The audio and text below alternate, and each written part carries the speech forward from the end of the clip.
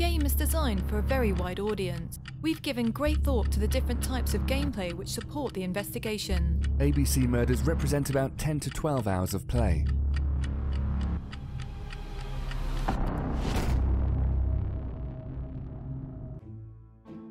Who is the actor who best portrays Hercule Poirot?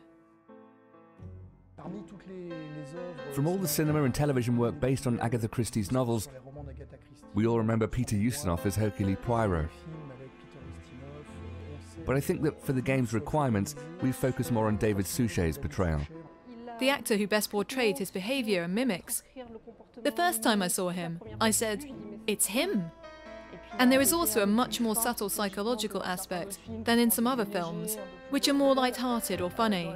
In the series, we grow fond of Hercule Poirot because he is slightly torn between his principles and the people he meets, and I feel that he is the actor who plays the character best.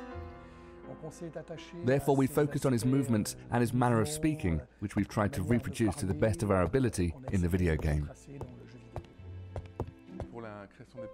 To create the characters, we called upon Daphne Collignon, a comic strip artist who was a great fan of Agatha Christie.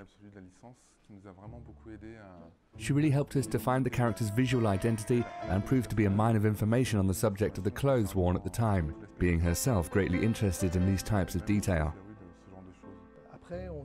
We also had specific requirements with regard to the voices and dialogue. The characters are all English apart from Hercule Poirot, who is a Belgian detective. Therefore, we started out with a French actor who spoke good English and added expressions at the end of his sentences, such as d'accord, mon ami, or voyez-vous, in order to give the character a slight francophone touch. Return to London, mon cher Hastings. One last word to finish. The storyline of ABC Murders follows the main outline of the book, but there are a few differences. It is important for players who know the book to have a few surprises, so that they can say, "Ah, so it isn't what I thought after all. Maybe he's the killer."